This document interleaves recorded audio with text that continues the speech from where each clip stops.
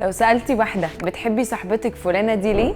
تقريبا ردها هيكون بحبها عشان جدعة، بحبها عشان دمها خفيف والقعدة معاها جميلة، بحبها عشان بتساعدني وجنبي لما بحتاج ليها. لكن عمرك ما هتسمعيها بتقول أنا بحبها عشان هي غلسة، أو مفيش حد هيحب حد عشان سخيف يعني.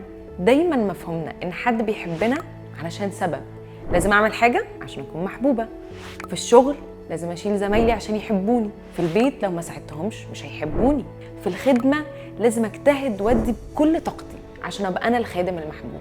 لكن الكتاب بيقدم لينا نموذج مختلف تماما. الكتاب بيقول إن الله حبنا من قبل ما نعمل أي إنجاز أو نجاح. مش بس كده، ده بيقول إن الله حبنا وإحنا بنعمل خطية. عارفين الله بين محبته لينا إمتى؟ مش وإحنا حلوين وشاطرين، مش وإحنا بنعمل حاجات كويسة وناجحين، لكن حبنا وإحنا خطاة. دايما افتكري، الله بيحبك قبل الإنجاز. محبته ليكي مش هتقل لما تقعي أو تفشلي. كل يوم فكري نفسك أنا محبوبة عشان هو حبني وبس.